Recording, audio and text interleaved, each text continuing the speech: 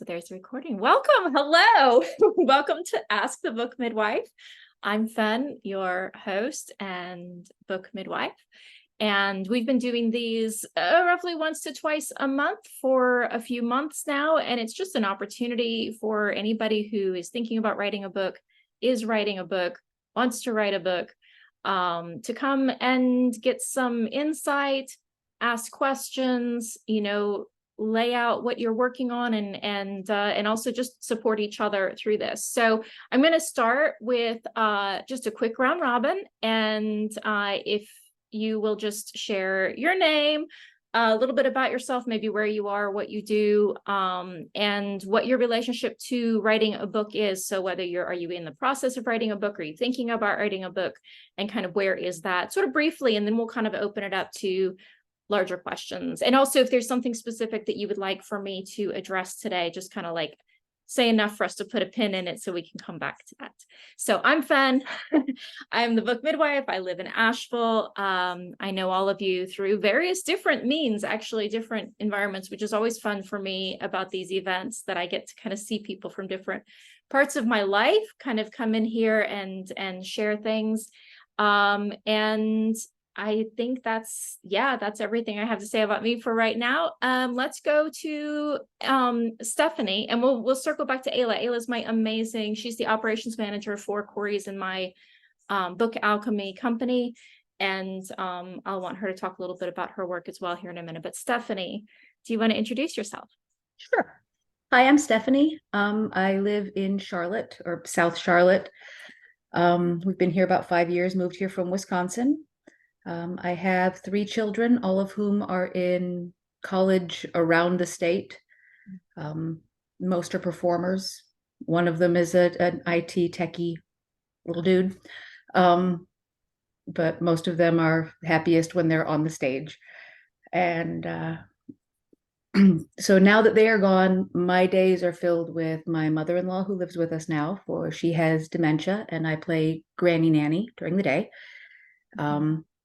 And I have been writing for years. I was a member of RWA before it imploded, and just walked away from that as it got ugly, because I didn't want to be in all of the ugly, basically.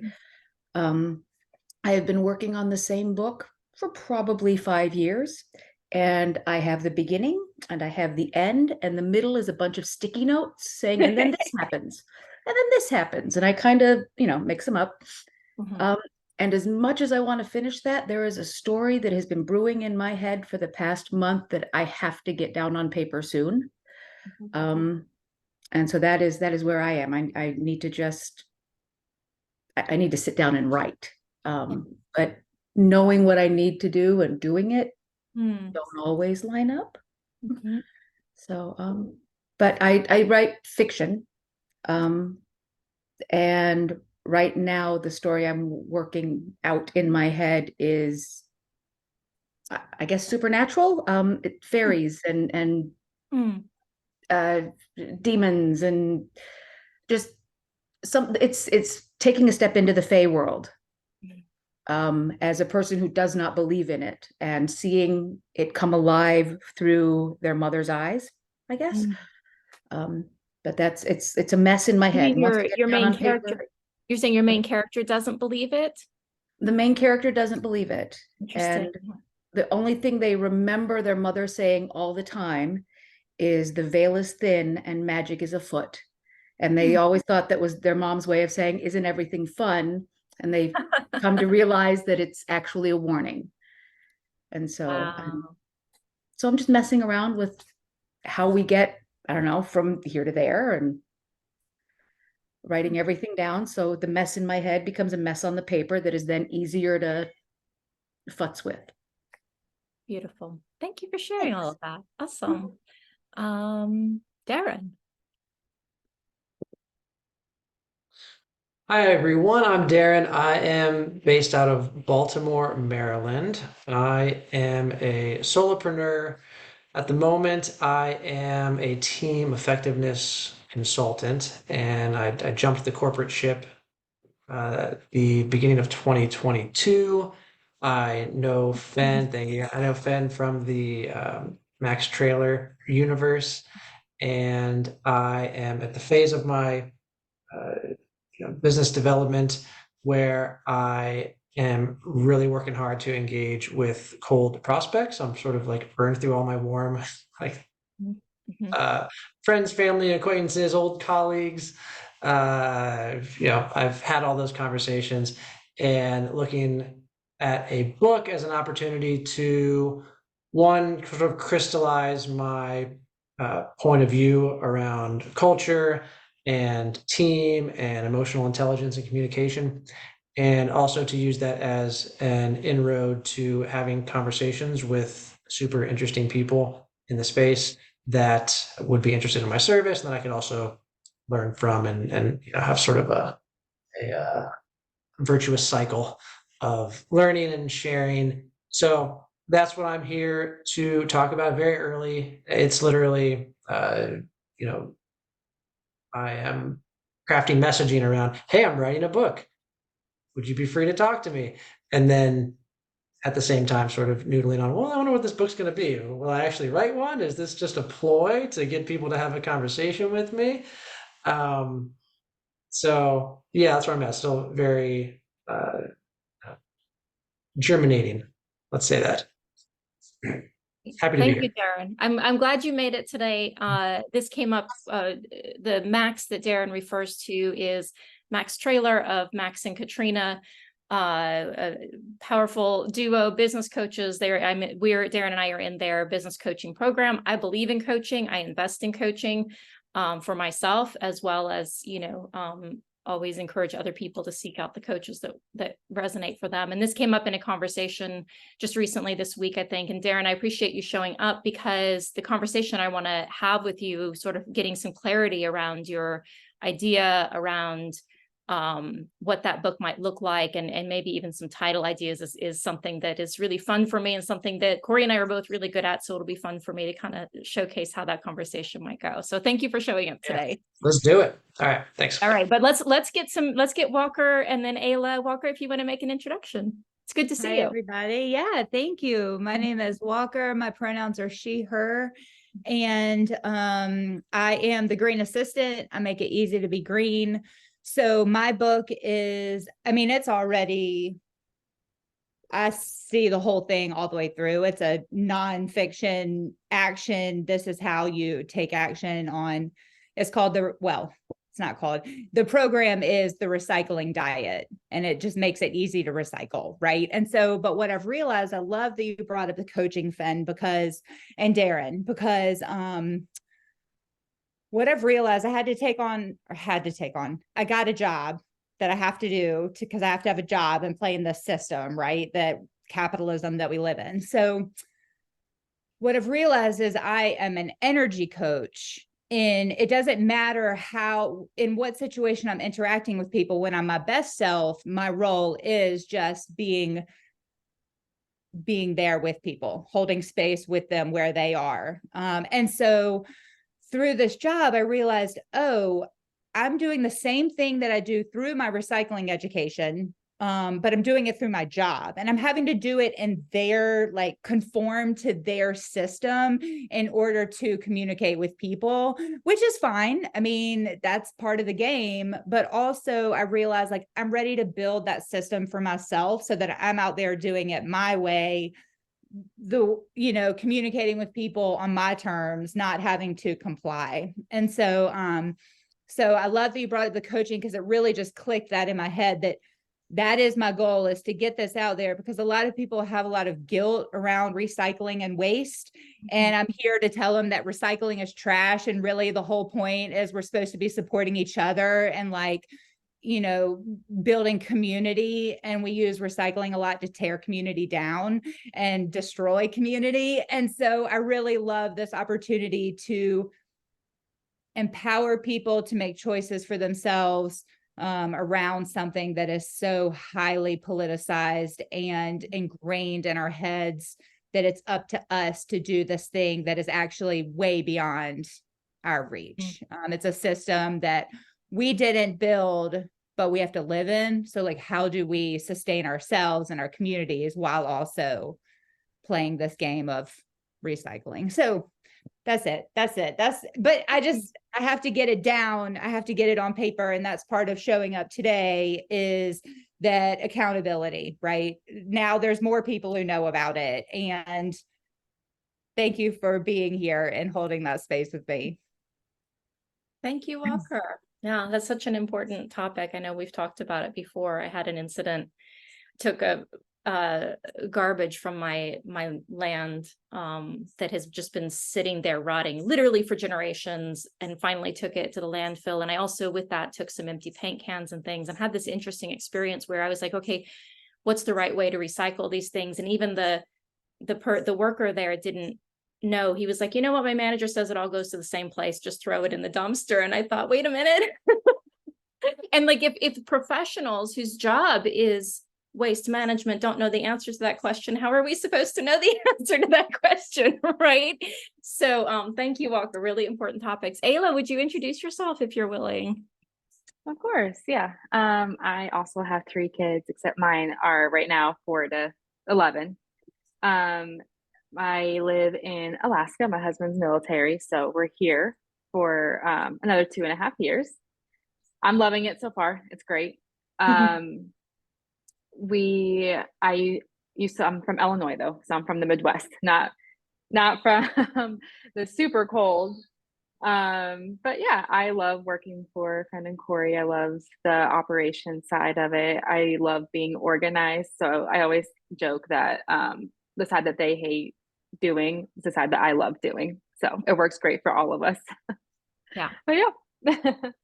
Thank you. Yes, Ayla is indispensable at this point. It's hard for me to even imagine doing all of the things that I used to try to do on top of everything else. And and even just things that are simple for some people maybe are really hard for me. And Ayla helps kind of keep our processes going and making sure all our boxes are checked, and also incredibly creative and valuable member of our team. So I appreciate you being here today, Ayla. Of course.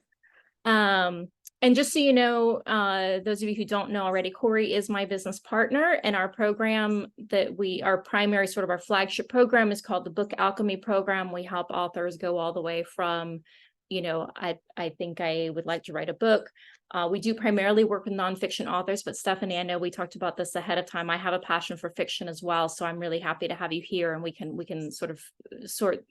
talk about your challenges as well on the fiction side. But everywhere from I have an idea for a book to my book is now published and out in the world.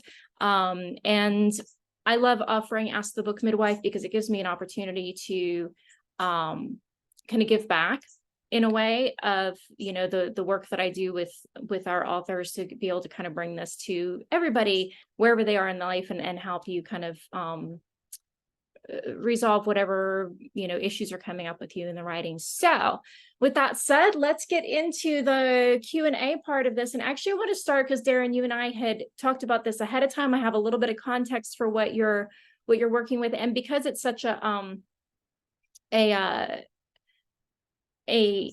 because it's so connected to what we do, and it's the question that we so often work with our authors on, I would love to kind of dig in a little bit with you about your book. So as I understand it, and please correct me, but you are wanting to write a book, and as you are writing the book, you're planning to use it as a way of connecting with new people for your business, of starting conversations with people who might be good clients, but who also have insights into the work that you're doing. So why don't we start with, if you don't mind, tell us a little bit about where you are as far as like, what is your business, and who is it that you want to connect with through this work? Sure. So also I have to quick backtrack, as people were talking about kids in their intro. My wife is full term now, so any minute I may have to jump off this call to That So would you're be gonna work with, exciting. so you're gonna work with a different type of midwife. Fingers crossed. Oh, that Yeah. would be a first, and it would be, yes, a different type of midwife. I would love that. Yes. We'd be like, oh my gosh. So congratulations, and thank also you. my heart is with her because I know those last weeks are It's uncomfortable. Those yeah. last minutes feel like days. Especially since it's so high right now. I mean, Yeah. love it. Summer pregnancy is tough. Yeah.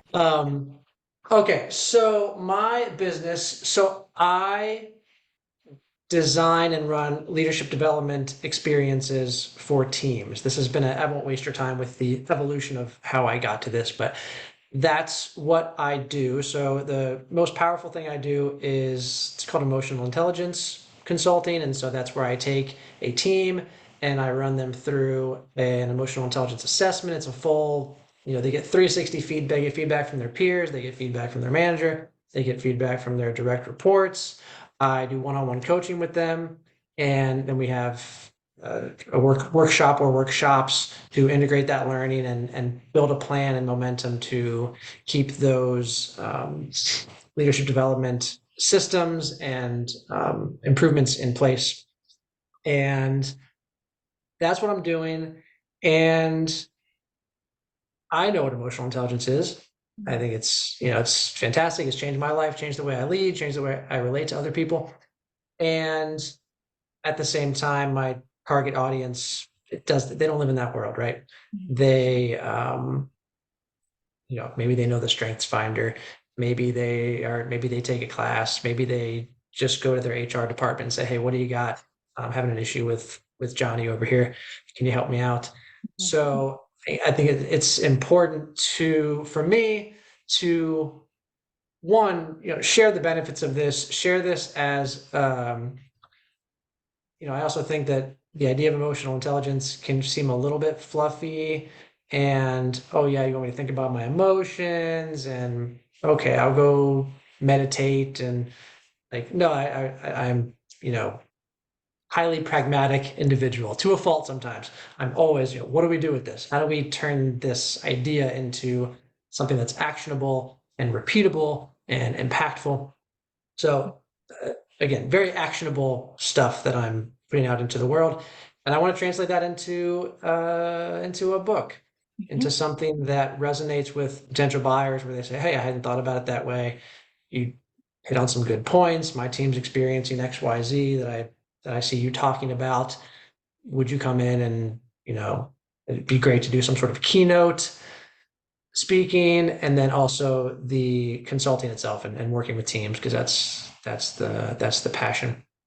So that's where I'm at. And as I'm reaching out to PS, I'm literally like early, I mean, I'm talking, first week of doing this, of sending out feelers and connecting with people, and I'm sort of warming up for the, hey, would you like to contribute to this book message?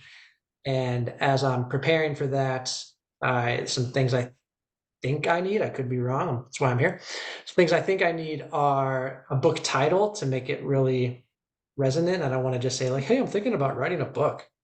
I want to say, hey, I'm writing a book. This is the title. This is why I'm doing it. Here's why I think you would be a valuable contributor. And then also just thinking about the shell of the process, just thinking about sort of the beginning, middle, end.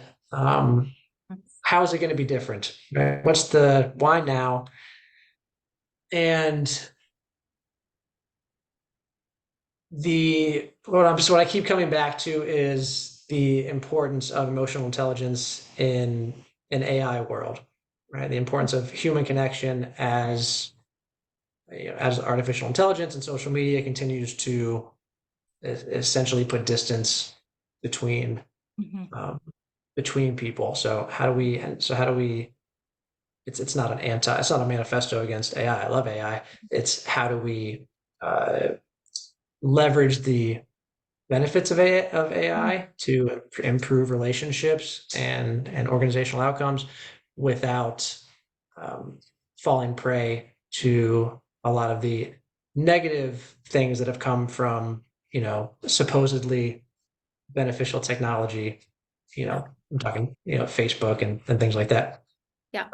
That's where I'm at. Awesome. Thank you, Darin. Okay, so let me take you a step back around why you're writing the book. So you've given us a great framework for what you hope to accomplish with the book in your life, for your business, and to some extent the people that will be reading this book. I want you to take just like one more level back and take a moment. You can take a nice deep breath if you like. That can help. And think about a world in which your book is complete and it's out there and it's making a difference. And you can think big here, like the biggest, boldest thing that it might do in the world. How is the world different because of your book?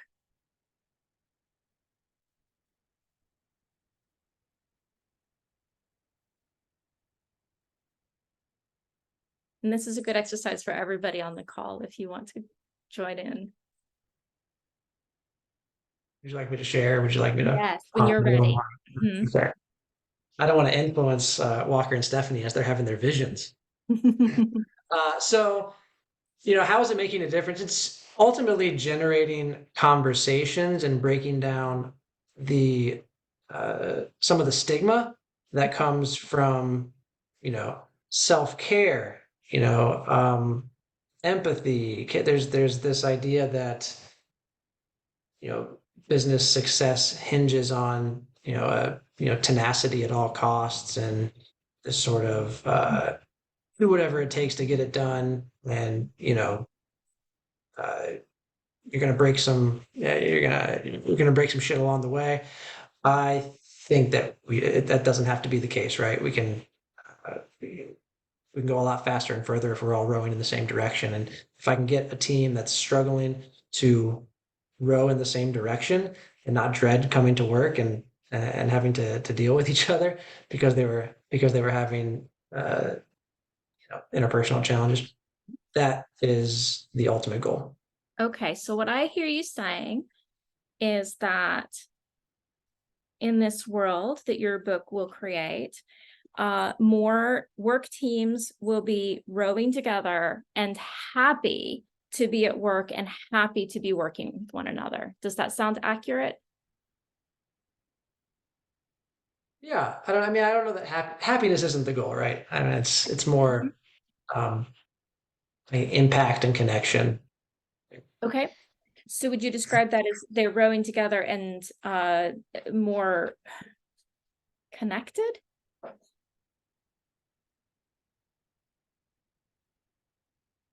Yeah, I think more connected, more aligned.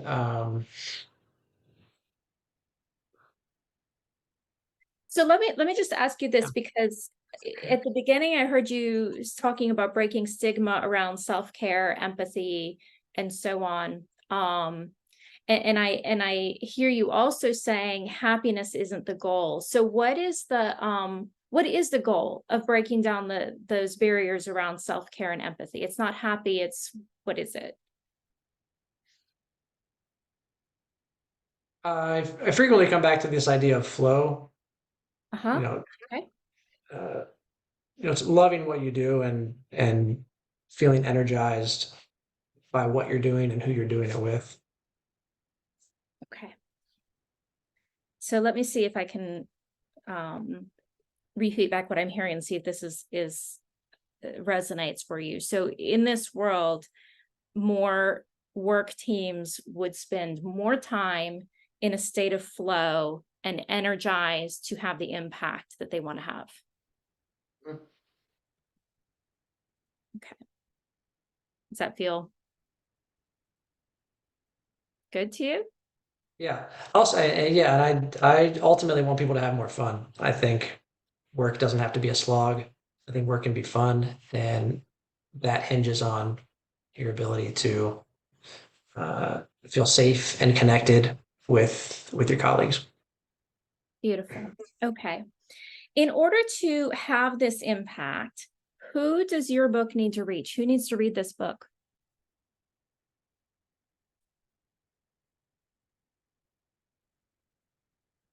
I mean, ultimately, with anything, when you're talking organizational culture, it has to come from the top. Mhm. So CEO or head of human resources or That's director? who's going to be open to it and who needs it aren't necessarily the same person. Mhm. So I think it's going as high up as you can as I Mhm. can in the organization. It really does flow down. What I do does not flow up. Yep. Okay. All right. So let's go all the way to the top. Let's capture that. I assume that would be a CEO and or a president then. Does that feel like if you could reach CEO, anybody you yeah. want, if you weren't worried about who would be receptive to it, you can reach anybody you want within the organization, who would it be? I would actually go COO, Chief Operating Officer, Right. sort of the like the operator and the executor within the organization. So I think those are the metric driven, Mhm. kind of hard driving. The CEOs tend to be a little bit more visionary, and well, Mhm. actually probably more on board with this. The CEOs are like, yeah, feeling schmealings. We got Yeah. targets to hit. Right. Okay. Awesome. Thank you for that. All right. So now, thinking about your goal and thinking about, as in your goal for more work teams to spend more time in a state of flow, loving what they do, energized by it, having an impact and having fun. You're the COO. You are not thinking of this as an issue, right? This is not how most COOs think. They don't think, oh, I wish my teams were having more fun. Right? Right. How are they thinking about that problem? What are they seeing and what would they say about it? Right. So if I think about the headwinds that a COO or anyone at that level is experiencing, sort of in this realm of people issues, we're Mhm. certainly looking at employee engagement. Mhm. Every company has employee engagement metrics that they're striving to hit. Attrition, talent retention is a big deal. So, are you holding on to your best people, or are they getting burned out, or saying, "Hey, we're not like moving fast enough here for me, and everybody kind of sucks, so I'm going to go somewhere else." Those are the two. Those are the two big ones. And then linking this, it's a little bit of uh, a little. I don't want to call it a stretch, but it's a little bit of a byproduct. Is obviously the customers, right? At the end of the day, it's customer satisfaction drives everything. Happy customers equal happy bottom line. And connecting this to happy customers and loyal customers is key. Okay, beautiful. Before we go further down this train, I want to ask you, is the COO who you want to be talking to, is because you're going to use your book and your process of writing the book as a sales and connection tool? Are these the same people that you need to be reaching? Yeah, I think I have two avenues, right? One is the COO or very high up in the organization in an Mhm. operations role. And the other is heads of learning and development. So HR directors, chief people officers, because they're generally that group it's fairly ironic, but they have some of the worst cultures. The HR departments, they're very strapped for resources, and they often are like, yes, we have so many issues, come in and help us. Yeah. So Okay. So, and I'm gonna fast track just a little bit in the interest of time. I'm gonna just ask you, for the heads of learning and development, would you say they would use the same terms: employee engagement, attrition, talent retention, customer satisfaction, bottom line? Are those issues for them also? yes, and I'd also, for the HR folks, I'd also throw in DEI. DEI, okay. Probably a lot of you know what that is: diversity, equity, and inclusion. Okay. Sweet. Okay. So,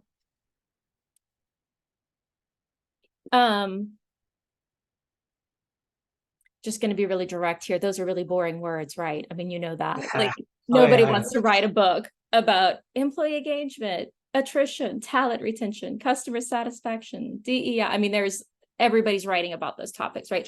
So what we want to do, Darin, today, I think what we have time for and what would be valuable, you tell me, but is to really fine tune a catchy title, because the title is what's going to be draw the people in. When you reach out and you say, hey, I'm working on this book, whatever it is, you want them to be interested. You want them to be like, oh, that's cool. Kind of like, Max talks about this a lot. He's got Beers with Max. Cameron's got 50 Not Dead. I've got the one I'm working on, for you all to know, is called Borderline Famous, where I'm doing a very similar process that Darin's describing here with a new book that I'm working on.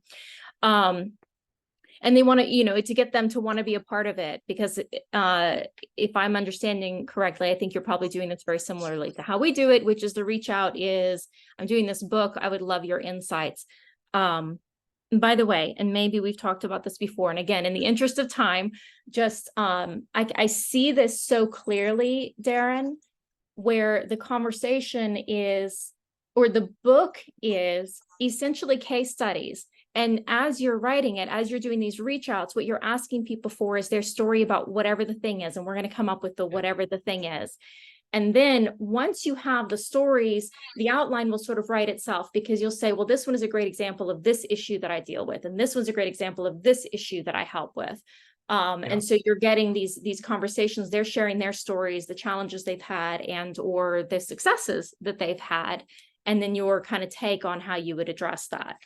I think that's great. I think that's great because I've been crafting messaging around looking for a story or an anecdote, and I think case study threads that needle between not being too involved and too much of a commitment, and also, hey, this is serious. I'm using serious terminology to get your perspective. Yeah. I like that. And that can also be social posts too. So as you're having these conversations, they can turn into, which is one of the things Max does. Okay, so here's what I want to do. I think this will be fun. Matt, so I have ideas for a title that I want to Oh, okay, great. So I'm going to workshop. get those from you in just a minute. Let me tee this up and then I want to hear those from you. Okay. So you will, just as an example of this, Max is writing a book called World's Worst Consultant. He is a consultant, and his book is basically like, it's what it sounds like. And that he's using it as a very similar tool to get these conversations, to get people's stories on like, what was the worst consultant experience you ever had, right? So, and I share that to say that I want to see if we can come up, or Cameron's podcast, 50 Not Dead, you probably have already figured out what it is. It's women's experiences after 50, because very often women are seen as being sort of invisible, or they're just not relevant after 50. So it's like, I'm 50, I'm not dead, right? So we're looking for something that kind of crystallizes everything that Darin's been talking about, but does it in a fun way. So what I want to tee up here is about a maybe 5 to 8 minute brainstorm session. So brainstorming means there are no stupid ideas. There's nothing that you need to be ashamed of. I'm going to be taking notes. Maybe Ayla, if you want to take some notes as well, if something stands out for you, we're just going to start tossing ideas out. So I'm going to tee up what I've heard from Darin, and then I want you to kind of share some of the ideas you've had. And then anybody who, I would love Stefanie, Walker, Ayla, myself to pitch in and just start tossing these ideas in there. So I heard what the COO cares about is employee engagement, attrition, talent retention, customer satisfaction, diversity, equity, and inclusion. Sorry, that was heads of learning and development, who also are interested in the other things. The COO is interested in your bottom line, profitability, revenue, etc. Darin, I heard you say that from your perspective, what's important to you for them to understand is that they will get these things from when their teams are spending more time in a state of flow, loving what they do, energized, and having fun in an impactful way. So those are the connections we want to make. Darin, take it away. Yeah, so I also want this to be an engaging read. I'm not stuffy. I've been doing improv for years. I love making people laugh, and I think it's important. So I liked the idea of sort of a spoof on a popular business book. So something, I don't know, it's like Dale Carnegie wrote the How to Win Friends and Influence People. So I could write How to Lose Friends and Not Influence Anyone. Or or like the 7 habits of highly ineffective people, some sort of tagline, some sort of emotional intelligence tagline. Those were the 2 that were jumping out to me as just something that's like a little provocative, maybe a little bit like, who is this guy? What is that? What does Make that you mean? question, like, well, yeah. Yeah, and there's a way to weed out of like, hey, this isn't going to be a boring conversation with a sales consultant who's just going to, dribble some facts and things. It's going to be fun, sort of back and forth. Love this.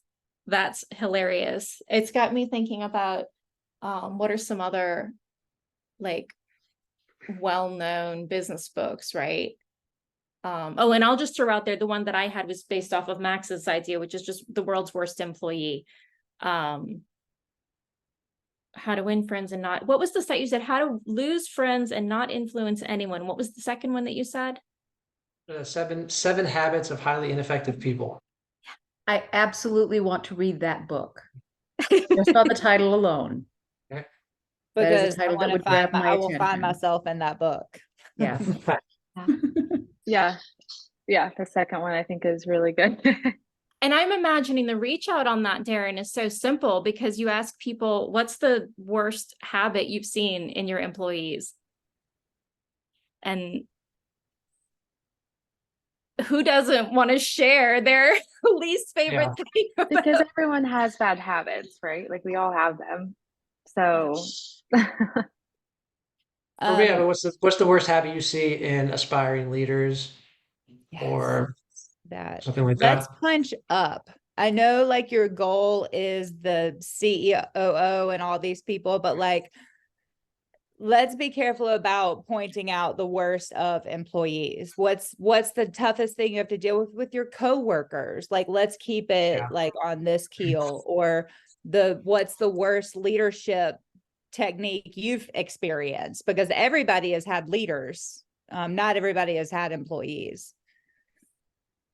But I love it. I think like point. I also want to listen to this podcast because I'm thinking of Lee Camp, who's a comedian that does political comedy. And I got his book and it's bullet points and punchlines. It's literally from his stand-up in a book. And I loved it. And I'd seen his stand-up and listened to his stories, and I still read the book. And so I love the idea of potentially having YouTube videos with these people, the full conversation, but then here's a little snippet of it that we used in the book.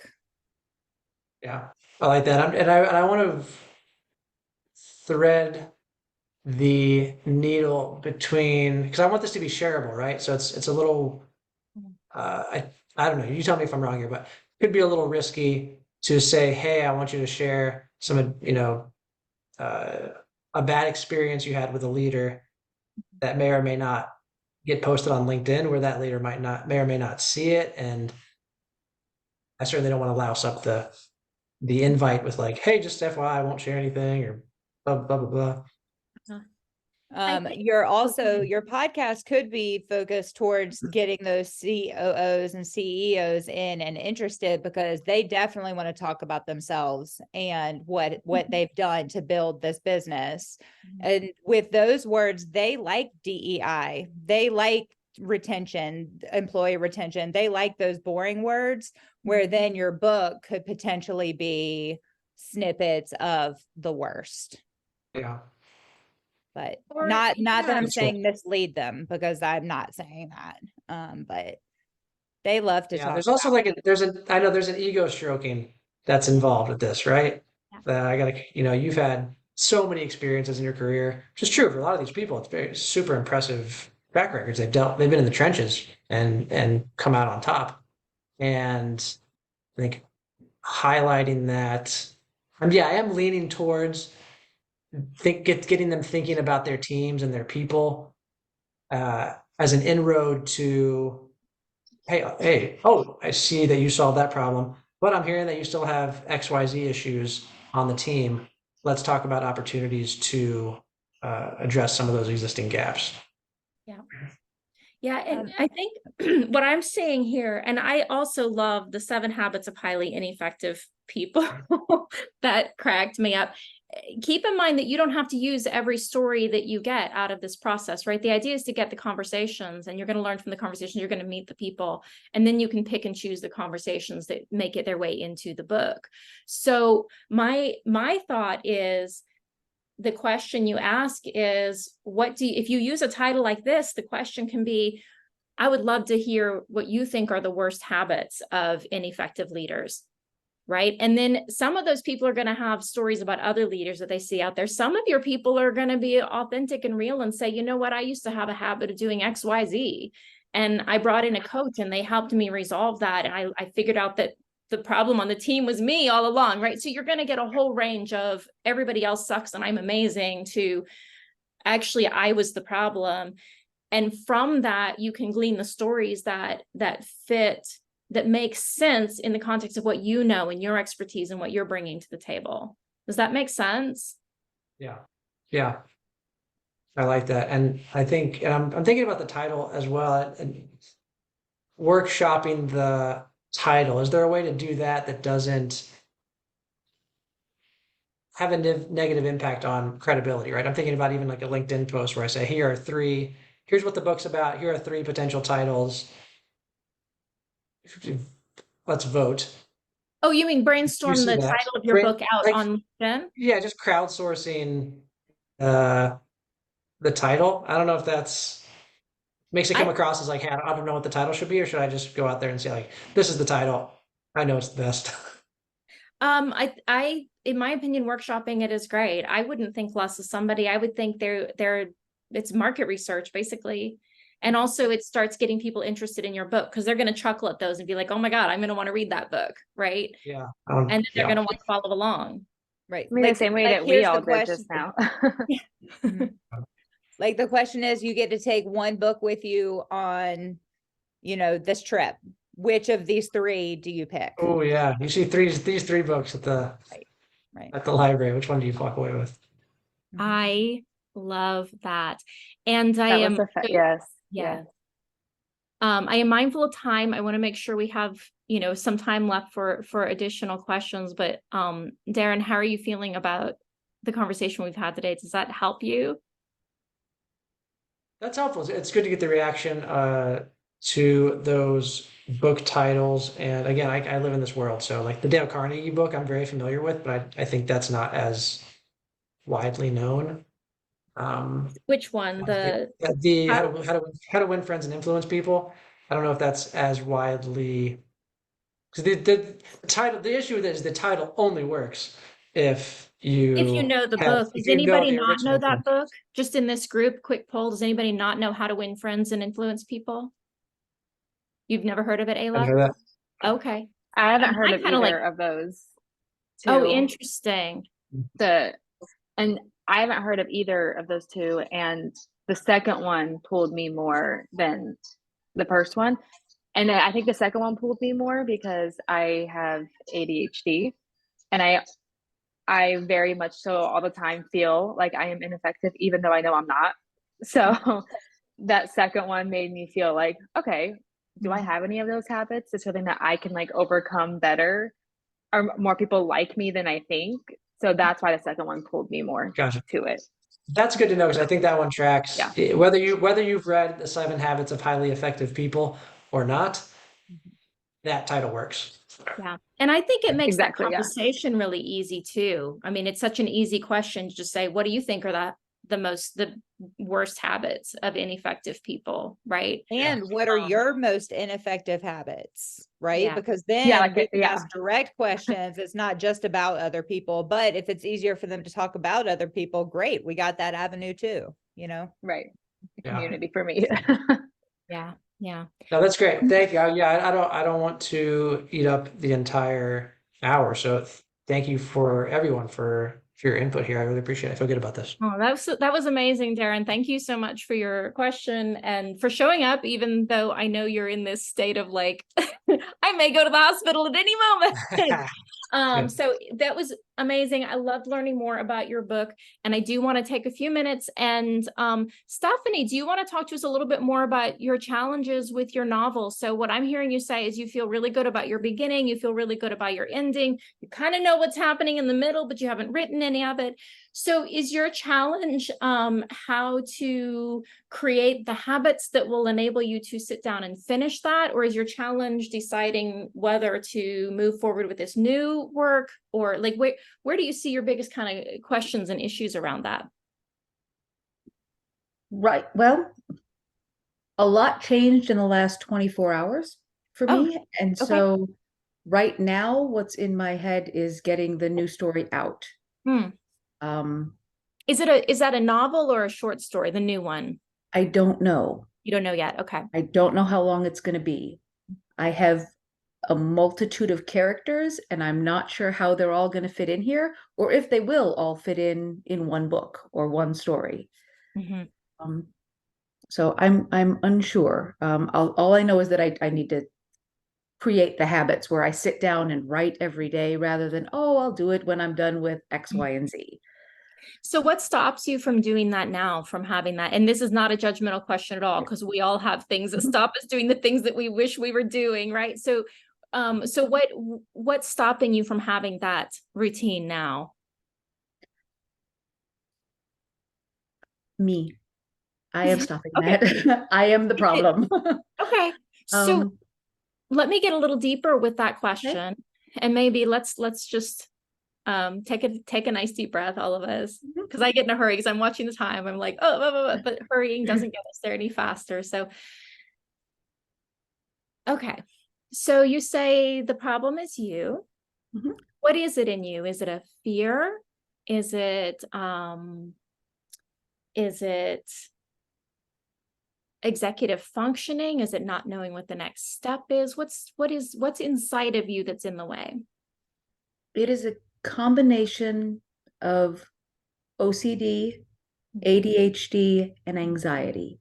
Mhm. And there's a part of me that wants the entire world to hear these stories. And the other part of me is terrified that anybody I know will read something that I have written. And then they will see that it's complete shit and it will change everything they think about me. Basically that. Well, if it helps any, you're not alone. Figured. I remember I read in one of the biographies I read of J.R.R. Tolkien by somebody who actually knew him or had met him toward the end of his life, and had gone to visit him in his home. J.R.R. Tolkien, the author of Lord of the Rings cycle, for anybody who doesn't know that. And one of the things that stands out for me when the author was sort of reviewing that meeting was I just kept thinking, oh my gosh, Tolkien was so ADHD, like he was so neurodiverse and probably autistic too, from what we know about him. And that he was like, the biographer was saying that his general impression was that Tolkien was frustrated with his own inability to complete things. And there were papers everywhere. He had 1,000 projects that he wanted to work on. He felt like he should have done more. And this was after Lord of the Rings was already an international sensation, right? Mhm. He just felt like he just couldn't. And so what I take away from that is this idea that maybe we artists could be happier if we accept that we aren't going to do all of the things that our huge imaginations imagine that we might do. And that doesn't mean we aren't still going to accomplish something meaningful, right? And that we can't accomplish something meaningful. So what I find, because I'm also ADHD, I also have anxiety. There's definitely OCD that runs in my family that I've never been diagnosed for, but yeah, sometimes I wonder. Right. And the one thing that kind of helps me with that creative aspect of it. So, and I'm going to pause for just a second to kind of say two things. So there's a world in which there are things that because of how I've set up my life, I feel just have to be done. And I have methods for doing the have to be done things most of the time, not all the time. And then there are the things that are sort of my creative output. And what I have found about my creative output is that I cannot force it. I can force time for it. I can say, okay, I'm going to sit down for an hour a day, but I cannot force myself to do the actual thing. And Ayla can attest to this, that like I'll go weeks, months, even saying, I need to finish this creative project. I need to finish it. And then one day I will stay up all day and all night and just freaking finish it all at once. And I don't feel like I have a lot of control over that. I wish I had an answer to that. Like I wish there were a magic pill or a a medication or something that resolves that. But for the creative side of it, I think there's just an aspect. It's like your brain just has to like pull all of this in and then make sense of it. And you can't rush that. What I have found helpful is to set up a situation in which I don't put pressure on myself to do a particular thing with it, but I do something with it. And so maybe that is just an hour in the morning before I do anything else. And all I promise myself is that I will sit there and think about it. I will open the file and think about the project. And if I sit there for an hour and I don't write a single word, okay. So that's one tool that has helped me. And then the other tool that helps me, and actually I do this a lot, not a lot, but it comes up pretty often, just so you know, those fears and those anxieties, there are so many of them. And a lot of times we're not even aware of what all is down there that's stopping us. There's all this unconscious stuff. And some of it is fear of the bad things that will happen. Some of it, weirdly, is fear of the good things that will happen. We're afraid to be that bold. We're afraid to be that powerful, to be that successful, right? So one thing that I want to encourage for you is to make a priority. If you decide you're going to do an hour a day or half an hour a day or 2 hours on the weekend or whatever works with your life and your flow, right, is to spend some of that time seeking out modalities to uncover and work with your fears. So with my authors, there's a particular meditation. We don't have time for it today, but there's a particular type of meditation that I often guide people through that helps them identify where in the body. So you can do some of this yourself. You can, like, if you take a breath and imagine kind of the same exercise we did earlier, your book is complete and it has accomplished everything you hope it has accomplished. And see if there are fears that come up for you. They probably will. And if there's one that's really strong for you, find where that feeling is in your body. Our emotions are always also in our bodies. And then see if you can bring yourself into conversation with that part of yourself, with that part of your body, see what it has to say. A lot of times the things that are stopping us, these emotional blocks, they're blocking us because they have a message for us, and they're going to keep blocking us until we slow down and pay attention and listen to what they have to say to us. So that's one method that you can kind of work with. I highly recommend, experienced practitioners and or read about, there's so many modalities that can help, or even just simple guided meditations around whatever it is, around fear, around anxiety. Working on what's happening internally will help a lot with what happens externally, right? As within, so without is really true. Does any of that help you? It does actually. Thank you. Yeah, you're welcome. And I love your concept. I love this idea, like telling it through the point of view of a character who doesn't believe this stuff, but it's happening anyway. So Right. like watching that journey of like how they justify, and right, there's so much potential in there for exploring the human psyche and how we deal with things that don't. Oh, Darin, thank you. Deep work, focused, success, distracted. Thank you. Ayla, will you grab that link and send it out with the recap after? And because I would like to have that link too. Thank you, Darin. Of course. Thank you. Yeah. Thank you. Ugh, distraction. Heck yeah. So many distractions. Okay. So we are almost out of time. Walker, we didn't really, okay, you good? You feel Yeah, no, I'm Yeah. great. I'm here vibing with my people, my writers, and appreciate all of y'all being here today. And a word I am going to throw out here, Darin, a word that I kept like wishing was coming up because I'm one of the workers, right? I'm not one of the people at the top. One of the words that I've realized is being able to be vulnerable at work with your coworkers and say, I don't have the capacity to do this. And then that's where we feel more in flow, because then somebody else maybe can take that on, right? But like that vulnerability of being able to say, that's more than I can handle right now, which, while may be linked to emotional intelligence and having that awareness to say that, there's also creating the space to be able to say that. And so that Thank was you. just a word that even today, like y'all being vulnerable and talking about your books and your stories and the ADHD, procrastination, productivity. There's nothing wrong with jumping into that second story, because by writing that, you're opening up this flow that is easier to focus here right now. Let the novel ruminate, right? Let it flow, because then you'll have that hour in the morning that one day you're just going to start writing the novel, not even knowing it, right? But I want to say thank y'all for sharing all of this today, and Fen and Ayla for creating the space for this. Thank you so much. Thank Thank you. you all so Yes. much. This was wonderful. I appreciate you very much. We will send you a recap. There will be, it'll go up on YouTube. We'll make sure you have the link to look at that. Again, if there's anything that you want edited out, please let us know between now and, in the next couple of days so we can do that. But really appreciate you being here. Love everybody's energy. Love your projects. I'm here. You know how to reach me. Feel free to reach out and update me. And I will see all of you around. Oh, yes, Walker. Thanks. Will you state what your email is and your website is again, please? Yes, absolutely.